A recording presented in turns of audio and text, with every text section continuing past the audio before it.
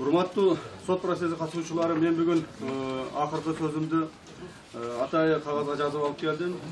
Уруксат берсеңиздер, мен урматтуу төрага кагазын окуп берип коеюн. Урматтуу төрага, урматтуу сот процессинин катышуучулары, биздин үстүбүздөн түзүлгөн сот процесси аягына чыгып отурат.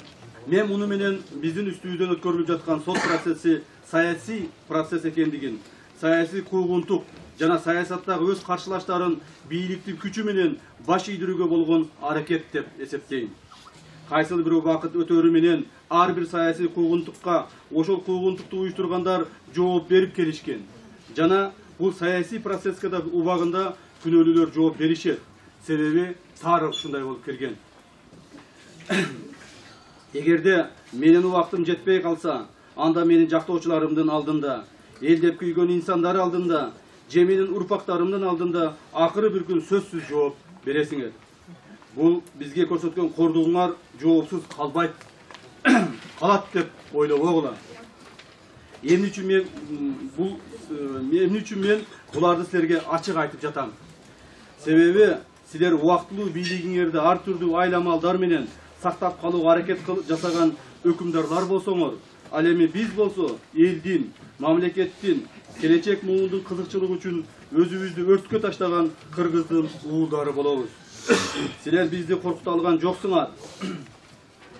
Биз коркподук. Биздин кыргыз үчүн баардык кыйынчылыкка чыдап каршы турарыбызды унутпагыла.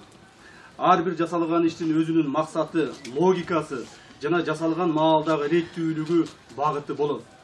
Мына бизди мамлекеттик күч колдонуп басып алууга аракет кылган деп Кылмыш жаза кодексинин 295 менен айыптап жатат. Демек биздин мамлекеттик күч менен басып алууга болгон аракетибизди жөн эле ооз-эки угузуп койбостон, аны аныктап, айныгыз документтүү далилдерди келтирип, анын баарын соттук териштирүүдө ачык айкын далилдеп берүү мамлекеттик айыптоочулардын негизги милдети болгон деп эсептейм. Ал эми бул соттук териштирүүдө тилекке каршы бизди айыптаган эч кандай далилдерге, документтерге же күбөлөрдүн айныгыз далилдерине күбө боло албадык. Бизге күнөө гана коюлуп, угузулуп, анан эч кандай далилсиз эле бийликтин күчү түздөн түз көрсөтмөсү менен камап жиберели деген гана бузуку арам аракеттер көрүлүүдө. 3 ай тергөө болуп, мен болгону бир гана жолу биринчи барган күнү 15 минутта сурак бергем. 3 айдан бери башка тергөө амалдары жүргүзүлгөн жок. Бул мына сот процессинде турат. Урматтуу судья, өзүңүз күбө болдуңуз. Мен ушул 3 ай тергөө жүргүзүлсө, бир гана жолу 15 минут суралдым. Башка күнү суралган жокмун. Тек гана түрмөдө кармашты. Ден соолукка зыян келтиришти. Менин жалынып, жалбарып, кечирим сурашымды күтүп жатышты. Бирок андай болбойт. Мен ушу башында айтып кеттим эле. Мени менен соодалашыш үчүн мамлекеттин башчысынан, президент Атамбаевден башка бардыгы келди деп. Мына мен азыр айтып кетейин. Ошондо соодалашып, менин кечирим сурашымды, мен ушу мамлекет башчысынан кечирим сурашымды, мен ушу кечирим сурап, мен күнөөлүүмүн, кечирип койгула десеңер эле азыр чыгарабыз деп айткан күндөрү, мына азыр бүгүн 5 мүнөттөн кийин чыгарабыз деген айткан күндөрү болду. Маган президенттин аппарат жетекчиси 8 жолу келди. Өкмөт башчысы келди. Спикер 4 жолу келди. Өмүрбек Текебаев 4 жолу келди.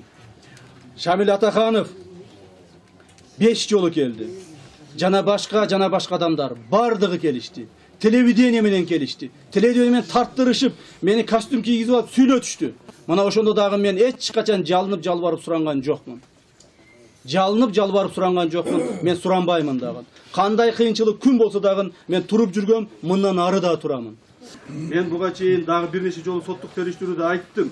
Азыр дагы айтып кетейин. Мүмкүн эстерине келип, эл алдында өздөрүнүн тарыхый ордун туура баалап, акыйкат чечим чыгарар деп ойлойм.